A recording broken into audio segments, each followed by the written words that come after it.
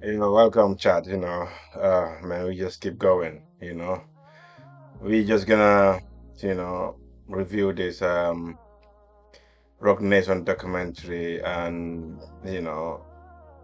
it's a mini documentary done by, great job, man. They did a really good job on this one. So I just thought I'd bring it up. What I'm saying, we all will view it together and see what Rock Nation been up to with every rumor and everything speculation that's been going about how their business dealings are with JC, the Zera Perez, you know what I'm saying? So, we have so much famous people that come around and have so much to say regarding Rock Nation and what they did to, you know what I'm saying, to them and stuff like that. So I think like I put the link below after, you know what I'm saying, for the original, video. You can go and watch it there if you want, and I'm saying so, but yeah, let's check it, man. I think it's a good content. Since its formation in 2008, Rock Nation has been a cornerstone of the modern music industry. These days, the label, which was launched with J. Cole as its inaugural signee, has gone on to become so much more than just another company. A sprawling empire with over 20 different divisions, the conglomerate which plays host to or manages artists such as Rihanna, Megan Thee Stallion, Pusha T, and many more, are a true force in modern entertainment. But throughout that rise, they've been stalked by accusations of some pretty shady business tactics. In some cases, even by the very people that they helped propel to stardom. So tell me about your audition with Jay-Z. Tell me what he said to you. A really good audition. Yes. But before I met him, I was so nervous. I was shaking literally. So then what did he say to you? He said something to you. Oh yes, he said, we don't sing songs here, we sing artists. Jay is like in the hip hop industry is like the stuff to get to. You know what I'm saying? That's how they portray him, or that's how he portray himself. And so many people have bought into it, So you can see the stardom when kids, young artists see him, just want to sign off everything, you know what I'm saying, all their, everything they have just to be on a Rock Nation. So yeah, it's crazy, Young Riri, madness. And there was this little pause, and I was nervous. But then he said, there are two ways to leave here, either through the door with the deal sign, or through this window, and we're on the 29th floor. So you was like, where's the pen? Where's the paper? I'm signing. But where comments like this were brushed aside, recent weeks and months have seen an influx of new evidence that behind the corporate facade, they are moving in a way. What happened to Mick Mill and Jay-Z even, you know what I'm saying? They used to be buddy, you know what I'm saying? That's pretty devious. Just ask some of the people who have dared to get in their way. I'ma tell you about Jay-Z. He's the most sensitive motherfucker on the planet, and he can't take niggas in his comments telling him the truth. Okay? It's your boy Luesta, and this is why Rock Nation is bullying the industry. First, let's set the scene. Since his days as an MC, Jay-Z has always been hard-headed in a way that accumulated many enemies, famously declaring that he can't leave rap alone, the game needs me, haters want to be clapped in chrome, it ain't easy. Jay has weathered beefs with rappers like Nas and Mobb Deep, while also enduring business dealings going sour with people like his former Rockefeller partner Dame Dash. Among all these different scenarios he's found himself engaged in, one thing has become very, very clear. Sean is not a man to be trifled with, particularly when it comes to his cash flow. I mean, everybody knows Jay ain't shit. Like, that, everyone knows that. You know what I'm saying? Like, but does that surprise you at all? Because that seems particularly shady. Listen, if you ask anyone in the industry, it's a That's a common thing. Everybody tells you that the business dealing he does is just mad.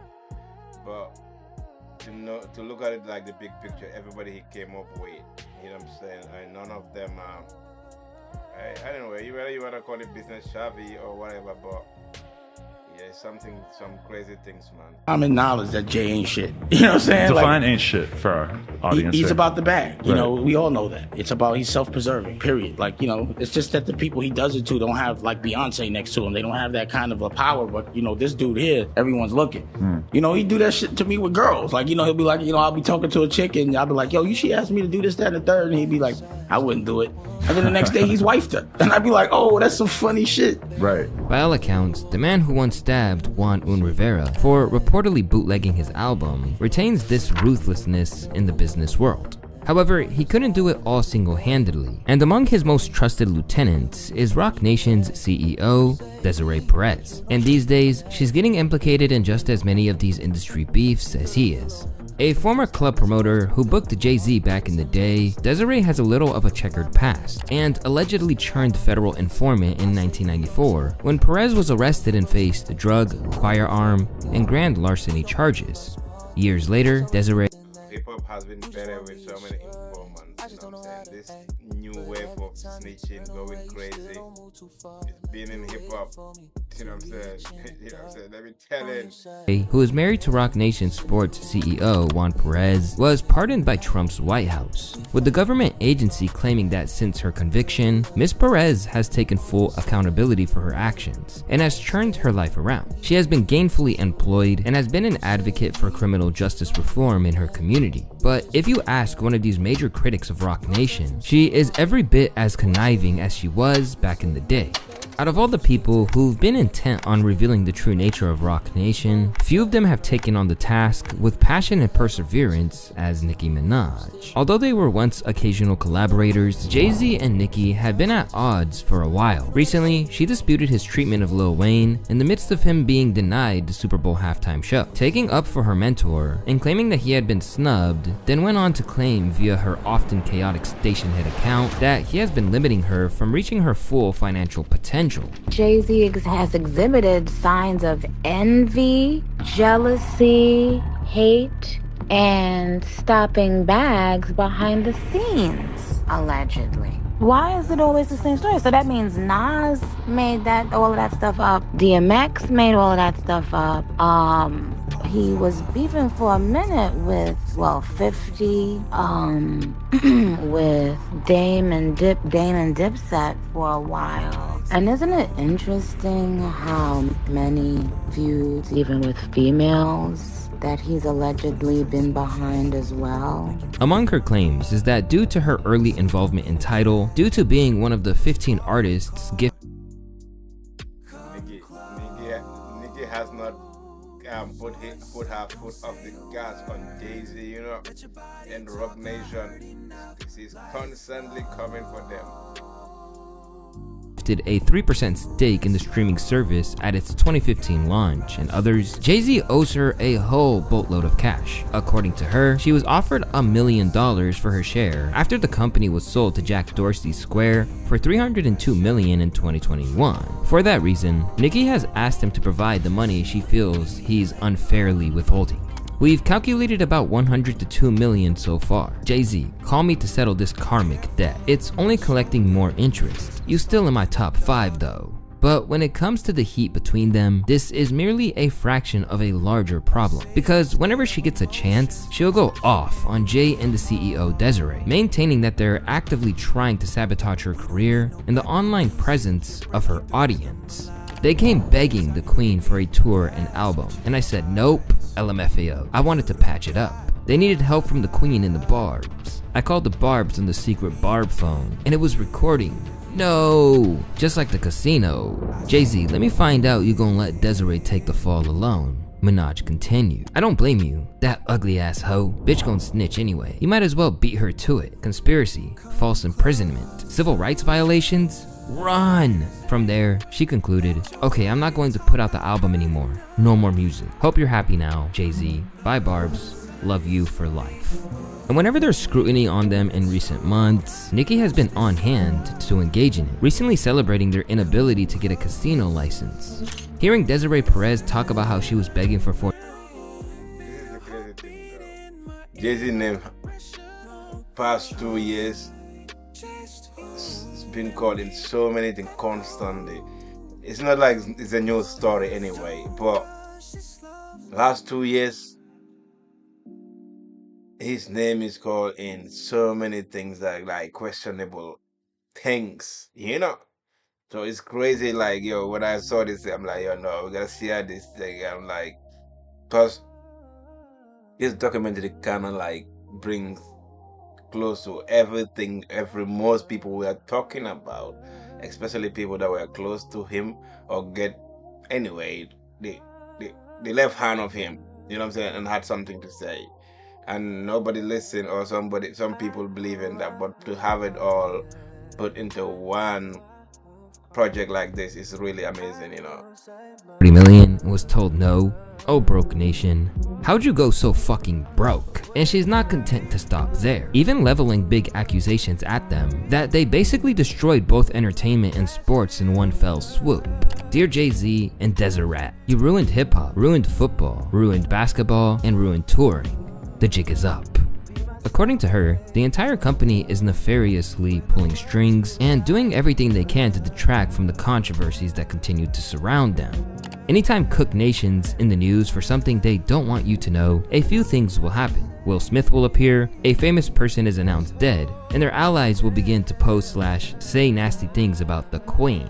Naturally, everything Nicki says as of late has been taken with a real pinch of salt, as, to put it mildly, she's been crashing out for a while now. However, the notion of the upper management mistreating people whose usefulness has elapsed or dared to question them is nothing new. In these days, the case studies are beginning to stack up.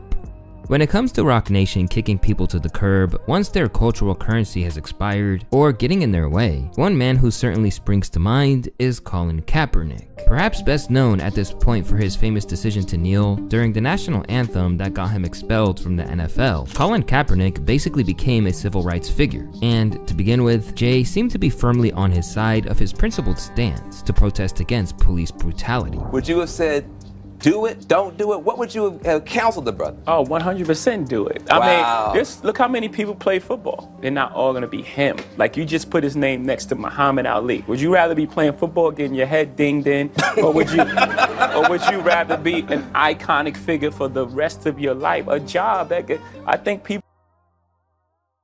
This guy is so like I don't know, like how the fuck, yeah, the whole of hip hop industry buy into this guy what he says. Like seriously?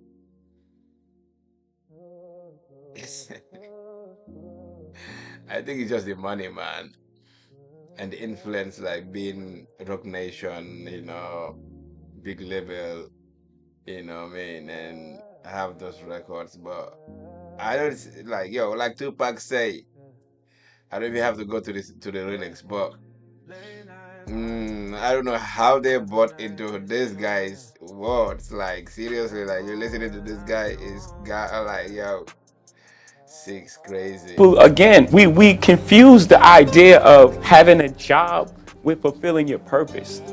Or at least he did until a bag was at stake. Just 2 years on from making those comments in favor of Cap, Jay-Z decided to cross the cultural picket line and sign a multi-year deal to produce the Super Bowl halftime via Roc Nation as their entertainment strategist. Because there's two parts of protesting. You go outside and you protest, and then the company or the individual say, I hear you. What do we do next? We have cops that are murdering people. We have cops in the SFPD that are blatantly racist. And those issues need to be addressed. For me, it was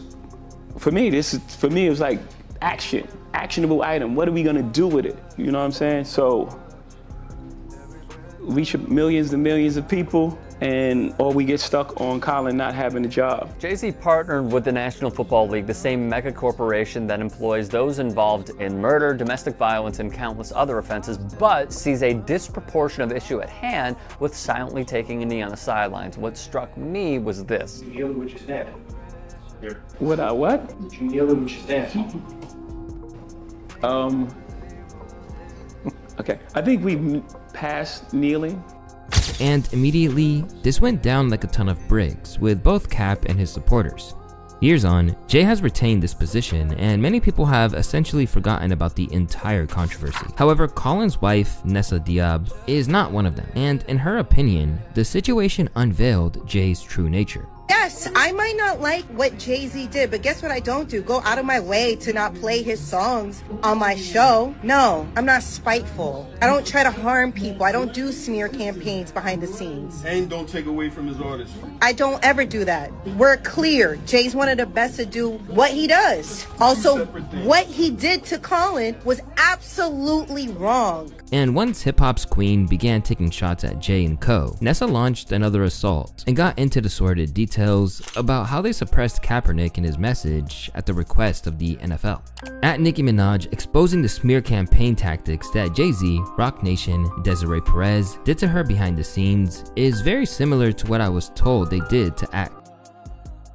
So, cause if you guys remember Colin Kaepernick like taking the knee down, and all of a sudden Jay-Z come with Roc Nation. Now Roc Nation is doing all of this halftime, performance with NFL, and this guy is no more the conversation.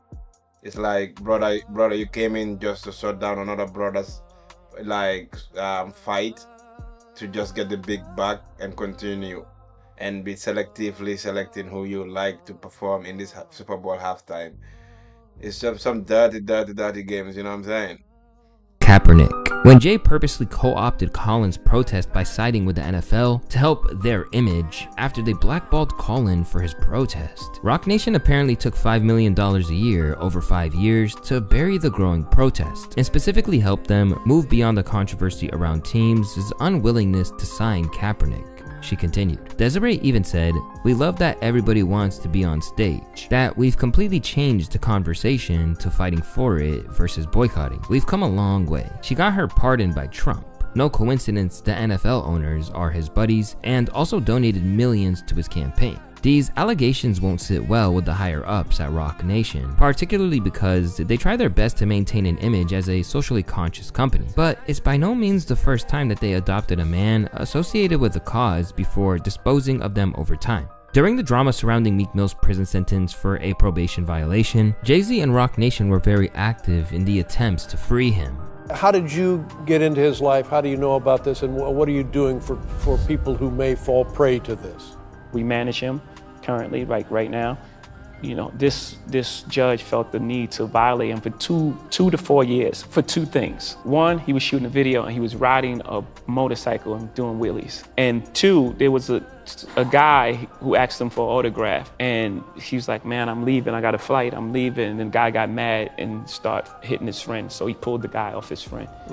And case got dismissed in that because they had the camera and they saw that, oh, he didn't start any trouble, he was actually trying to leave. The guy hitting his friend is a little guy who actually had a head injury. So guys. As a signee of Roc Nation management, it benefited everyone for Meek to be back out. And by the time he re-emerged, the Philly rapper was repositioned from street MC to a campaigner for the penal system to be overhauled. Once he was released, Jay and Meek originally seemed inseparable, as they strived ahead to not only kickstart the rapper's career once more, but also gave birth to the Reform Alliance, an organization which campaigns for fair prison sentences. But where they were once seen together on a regular basis, this has majorly decreased. Coincidentally, it seemed like the distance was formed after public perception of Meek seriously faltered following a series of L's. Meek rapping about Amiris, and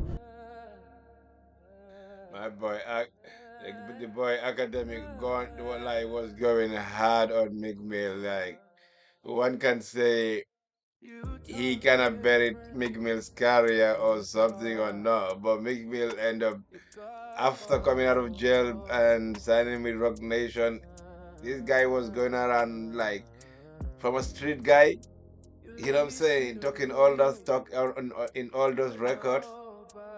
Bunny humping around some. It's still hip hop history. Meek will wish that this never happened. It's crazy. 80 bands. He's playing tennis with some white guy, and all of a sudden I see this. You're doing bunny hops, Meek, because you got your ass beat in tennis. Look how they talking to him. You got your ass beat. Keep going. Count out loud.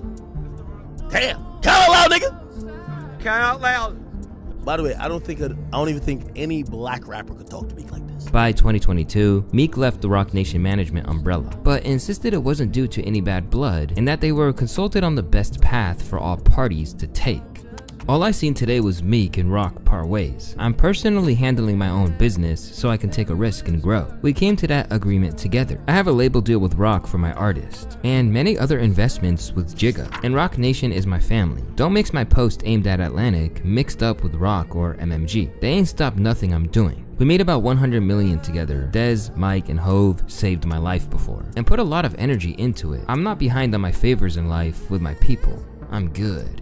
But while both parties insist that there's no bad blood, the fact remains that they are now seldom seen together, and at this point, it feels like Meek is cast to the side with every further indignity. It sounds like, hey, we have grand plans to build this whole thing behind Meek Mill, and our first start is prison reform. And after that, we're going to push you mute, we're going to do all this other shit. And they never really had no intent in doing that. They just got what they needed out of the moment, and they moved on. I'm with you. See, I would agree, like I said, if he didn't get something out of that. And I ain't gonna lie, it's another one where I want to know the Meek Hove story. Yeah, there's something there, bro. For Hove to say, I could never beef with him, I freed him from a whole bit. For him to even feel he needed to address it and say it in that manner, it's something, dog. He just saying, yo, I can't beef with, he can't beef with me. Considering their focus on money over morality, it really shouldn't be particularly shocking that they chose to favor their brand over the... I just want to say that's true, though. The Joe Budden podcast had that really when I see that podcast episode. It's true. Like the Meek Mill and Jay-Z situation need to be like revisit and see what went down and what happened. Was it just to use the boy and that, I don't know, whatever campaign, just whatever they were, they had intended to do with that situation, get him out, have him run around, whatever. Was it a ritual, whatever? I don't know. But at some point, yeah, it was like Joe Budden's hyping, like next minute is just this way, like it's crazy. But at least Meek is free and he's outside since then. So that's maybe that would be the plus out of that situation, which in any situation with Meek Mill, he will look at it as a plus, like you see with his posts. He's making money now. He's a free person. No more all of those probation hanging around his neck and stuff. So yeah, but we still want to know what went down at the end of the day. Potential ill effects of being caught up in a scandal. So when one of their clients was in some legal trouble, they promptly wanted to get out of the line of fire without actively defending their roster member. The man in question is Fat Joe, with the legendary Terror Squad artist being sued for some very unsavory things by his former hype man, Terrence T.A. Dixon. Amid a laundry list of charges, Joe is accused of coercive labor exploitation, financial fraud, sexual manipulation, violent intimidation, and psychological coercion, not to mention a situation with an underage individual. Defendant was in love with minor Doe 3. He even contemplated leaving his wife. The defendant paid all minor Doe 3's bills and even took her overseas to his tour stops. He brought her to Florida and would put her up in a condo he rented a few blocks from his house with his wife, the lawsuit states. In a recorded conversation, minor Doe 3 and her 15-year-old cousin describe in detail to plaintiff how inappropriate it was. But alongside Fat Joe, another defendant that was listed was none other than Roc Nation. And without hesitation, they sought to untangle themselves, no matter how much it might harm their client's defense. Roc Nation's alleged role in this case, according to the plaintiff himself, is that it became Mr. Cartagena's artist management company in 2017, and in that capacity, earned the commission on revenue Mr. Cartagena generated, writes Roc Nation's lawyer Alex Biro. Yet, according to the plaintiff, the fact that Roc Nation had a business relationship with Mr. Cartagena somehow makes Roc Nation a part of a RICO enterprise, as well as a participant in sex trafficking, and an aider and abetter of Mr. Cartagena's alleged conduct. That is nonsensical. Here, we see the lengths that Roc Nation will go to preserve the company's well-being, even if it's at the expense of one of the people they're supposed to represent. But according to the organization's critics, the problem isn't simply that they'll throw their allies over to the side when it's tactically wise to do, but that they will hold serious grudges when they believe they've been wronged.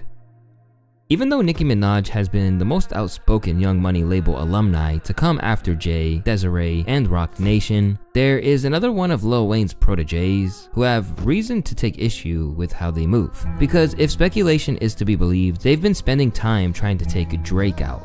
Over the course of Drake's time in the spotlight, Jay has occasionally had bars for him over the years, spitting things like this in his direction. I know you ain't out here talking numbers, right? I know you ain't out here talking summers, right? I know you ain't walking around talking down, saying boss shit when you a runner, right?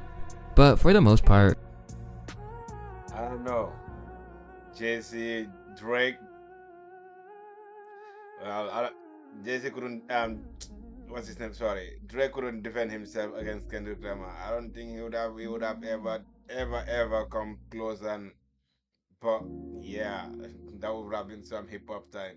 But the subliminals, we all had it, man. It's all been there. they've ultimately seemed cordial, collaborating on tracks ranging from the Blueprint 3s Off That through to Talk Up on Scorpion. However, the belief is that there's some grievances that have yet to be resolved on Jay's part, and these issues stem back to the formation of Tidal. When Jay-Z first began to unveil the Roc Nation affiliated streaming service known as Tidal, Drake was intended to be one of the original 16 artist partners who appeared alongside him. But things didn't go to plan and he stayed away, only for it to later be revealed that Apple Music paid Drake $19 million for an exclusive contract. From there, things got a little nasty, like claiming that Drake had been prohibited from appearing on the live stream during Lil Louisiana Fest under a threat of a $20 million lawsuit. However, Drizzy's team combated this, claiming that nothing of that sort happened. The decision to not have Drake participate in the Tidal stream has nothing to do with Apple or Drake's deal. Point blank, 100%. I made a business decision, Drake's manager, Future the Prince, told BuzzFeed News. Apple doesn't have the power to stop us from being part of a live stream. The only people that have that power to do so are Cash Money and Universal, and they're our partners. Unable to control Drake in the way that he wished to, there are some who feel that Jay and Roc Nation have held a grudge over the whole thing. As little as 3 years ago, the normally cautious Jay was caught lurking on Twitter, liking a tweet from Mark Lamont Hill on the subject of his wordplay about Megan Thee Stallion on Circo Loco, which read, "If Drake released a song with clever wordplay that mocked the shooting of a male rapper, or any man of that matter, the same people defending him would be outraged. But of course, he would never do that." Although this was likely a shock, Funk Flex believes that he is more active online than you realize. The only reason he plays it subtly is because he can't take the criticism. I'm gonna tell you about Jay-Z. You know you want me to tell you why he can't be on social media? What? Because he's the most sensitive motherfucker on the planet, and he can't take niggas in his comments telling him the truth. Oh, what? Okay? Funk Flex, yeah. This guy, I don't know, man. Me, I don't know. I stopped fucking with Funk Flex since his rant about Tupac shit. So I thought he's on Jay-Z's side too. He can't take it. He can't open up social media. You know what Jay does? He watches social media from a fake page. When it comes to Roc's issues with Drake, there are some who believe it goes a whole lot deeper, because apparently it didn't simply harbor secret disdain, but actively tried to undermine him. Instead, there are some who believe that Roc Nation has actually waged a long-standing campaign with various pawns. For one thing, there are theories that Meek was one of those soldiers sent out to bring him down. Considering that Meek leaked Drake's ghostwriting reference tracks just 1 month after the whole Tidal scandal, there has been a suggestion that this was an orchestrated move made to try and kill Drizzy dead in his tracks. And apparently, Drake worked this out. Yeah. Okay, since y'all are playing double dutch, 30 for 30 freestyle. Yeah. When everyone thought he was talking about Meek, he was clearly talking about Hove. So stop double dutching. Talking about what? Hove. Talk about Jay-Z on that. I think the powers that be that were not added into this go as high as Hove and what the strategy was with this entity that Drake was that took over the music industry.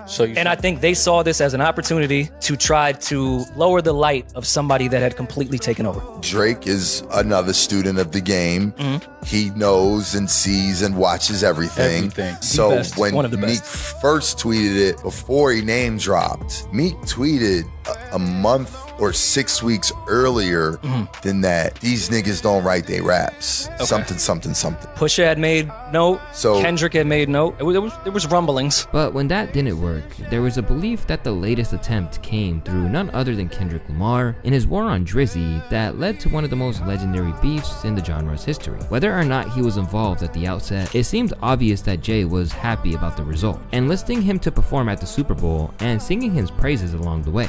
Kendrick Lamar is a truly once-in-a-generation artist-performer, Jay-Z said of the 17 Grammy Award winner. His deep love for hip-hop and culture informs his artistic vision. He has an unparalleled ability to define and influence culture globally. Kendrick's work transcends music, and his impact will be felt for years to come.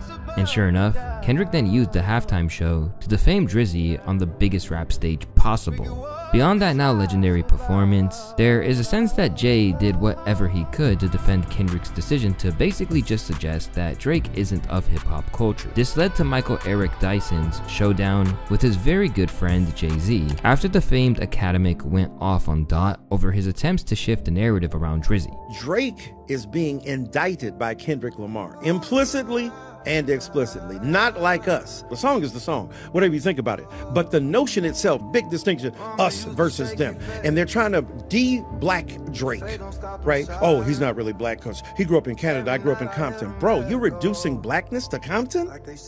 Did you not know that black people fled America going to Canada to escape the iron tyranny of enslavement? And he ain't black. His daddy is black. He went to Memphis every summer. The Memphis Horns fill his music, the first albums Drake made. His grandmama babysat Aretha Franklin. Really? And his uncle is Larry Graham from Sly and the Family Stone. How much, what black card he got to show? And on his album, Damn, that won the Pulitzer Prize, I like to remind the acolytes of Mr. Lamar that he says, I ain't black, don't call me black no more, because he was into black Hebrew stuff. And Drake said, light skin, but still a dark N-word. So I'm saying, that's your God? In the aftermath of him making these comments, Jay apparently got on the phone and had a frank, thorough discussion with Dyson. Some people think, well, it ain't that serious, and that's not what's going on. My job as a scholar is to show you that stuff you didn't think was that serious might be a bit more serious than you think. I could be wrong, just to be sure. So I don't say it with the kind of arrogance that some of my interlocutors on the internet have suggested. And let me tell you something. A very dear and good friend of mine disagrees with me bitterly. Well, I won't say bitterly, just aggressively and vigorously. His name is Sean Carter, better known as Jay-Z. Now, I don't usually talk about the conversations that Jay-Z and I have because that's between us. That's why we remain friends, because I ain't out here blabbing about what we talk about. But he hit me up and he vigorously disagreed with my particular position. He said it with dignity. He said it with respect. He articulated his ideal intelligently. I responded to him. We went back and forth for a minute, and I shared with him my essay, the 3,000 some word essay I wrote in the Philadelphia paper, where I break down what's going on between Kendrick and Drake. And he was respectful. What I love about Jay is that he's not arrogant, and he's got more reason to be arrogant than anybody we talking to, including myself, on this darn internet. And in a testament to the power Sean Carter and Rock Nation has, it was just days before he backpedaled and apologized for even sharing that private discourse.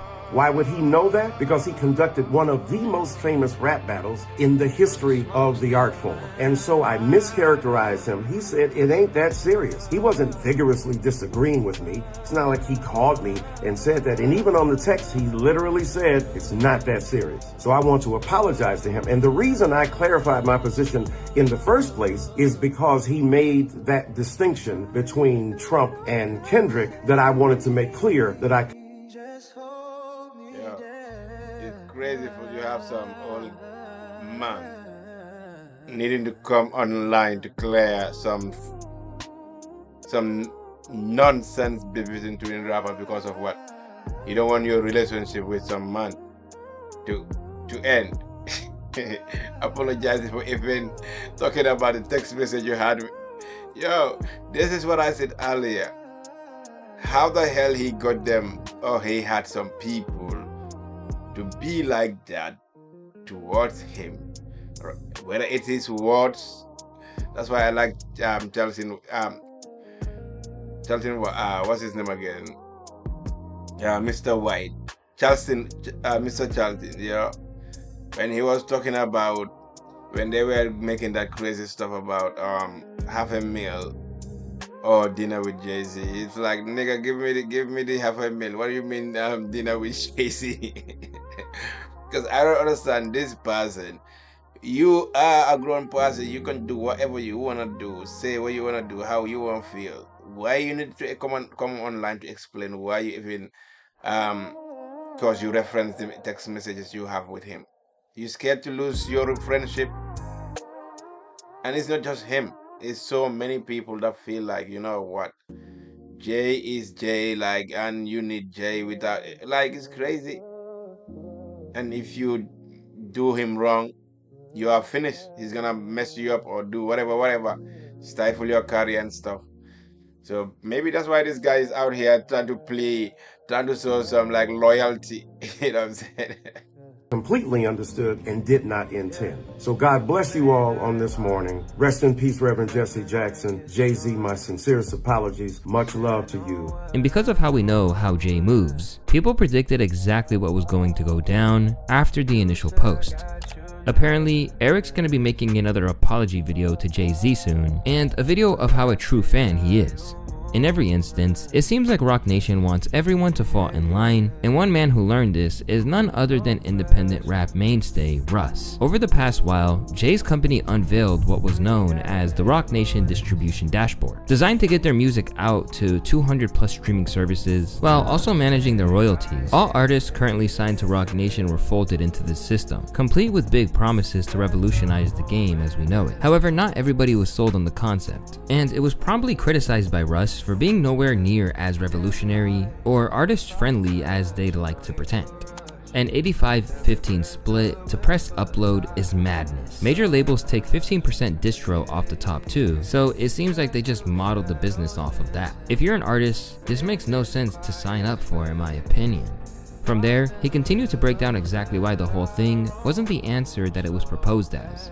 Major label distribution comes bundled with major label services, a team, radio, marketing, global offices, sales teams, editorial leverage, etc. Roc Nation Distro platform is a self-serve uploader with none of those services, and yet charging the same 15 major labels to do the economics doesn't make sense when the entire market norm is 0 to 10% and only charging percentage when they add services. Straight off the bat, not everyone agreed with him, with Simba suggesting it functioned as a scouting program more than your average distribution platform. But he broke down everything for me, and what he told me is this is not just a distribution service, it's a pool to find superstars, right? So what they're looking for is they hired a team. They have teams of people that sitting there looking for whatever's gaining traction, right? They have a whole staff of people that they hired that's sitting there watching. This is getting views, this is getting views, this is increasing, this is increasing. Who's this artist? We should contact them. This is a 24/7 thing that they're doing. Russ is saying, I don't believe in that, right? In the same way Russ will say that's kind of like upselling people, someone like Roc Nation could say, well, TuneCore is kind of doing a similar thing because you can upload music to TuneCore for like $20 or whatever it may be, but then they might tell you got to spend an extra $100 to get this campaign. Later, Russ essentially tried to downplay the issues, claiming that the reservations he had weren't as serious as they made it out to be. With Roc Nation, it wasn't a knock at Roc Nation or Jay-Z. It was just, look, this is a self-uploading distro service. That's it. And there's a million of these, and it's all the same shit. Yeah. You know what I mean? And there's places where you can do it and keep 100%. So why would you give 15? Yeah, but it's Roc Nation. It's like, what do you think? You're going to get a Jay-Z feature tomorrow? Like, are you fucking slow? What are you talking about? Half the time, the people that own the label don't even see that. They have a whole team that runs the distro. It's not even, what's crazy, it's not even like a Empire distribution or something like that. Right. It's literally TuneCore and DistroKid. Yeah. But just under the umbrella of Roc Nation, so it's like sexier. Yeah. And you think that, well, shit though, like, I bet you I'm gonna go to the brunch though. But it's clear that he had his wings clipped a little, with Russ revealing that he'd been reached out to by journalist and Roc Nation mouthpiece Brian B. Miller to walk back his comments. Did they respond to you saying anything? Not directly. Oh, okay. I didn't get invited to the Roc Nation Not brunch. directly. No, but it's cool, man. There's I'm cool with B. You know. Yeah. And sometimes Jay-Z will like send him messages to tell me, That's happened like 4 or 5 times. Oh, shit. And I'll be, all right, well, just tell him that. Can you give him my number? I'm happy to talk We to can him. clear this up right But now. it's always like, it's always been super respectful, like mutually, you know what I mean? I see, And yeah. So Yeah. he knows after I told B-Dot, like, it wasn't some knock on you. It was like, just talking about the economics of the deal. Of the whole thing. Yeah. Although it can be a bitter pill to swallow, there are clear reasons why most people will ease up when it comes to dealing with The Rock. Because when all else fails, they will hit the critics where it hurts, their pockets. Recently, Rock Nation affiliated lawyer Marcy Croft is suing Tony Busby of defamation for $25 million. Yet, while this could easily be a squabble between two legal minds, it seems to be no coincidence the man spearheading lawsuits against Jay-Z following Diddy's downfall is now looking at a major settlement. Then there's Desiree Perez's daughter, Demoria Hadley. Amid a major issue between the two, Demoria claims her mom used unlawful means to have her falsely detained under Florida's Baker Act and Marchman Act. She claimed that the CEO employed her money, power, and influence to tear apart Hadley and her husband Javon, creating an enterprise of individuals to effectuate her plot to essentially. It's kind of like Rock Nation, they're just more than a music label or business. They're up into so many things, man. So many people getting, you know what I'm saying, taking advantage of or whatever. Whether the guy is just acting like he's more business smart with this guy. Because I can't understand how words that come out of his mouth are believed, or they even think this guy is some kind of whatever savior. And even to allow the things that go on around him.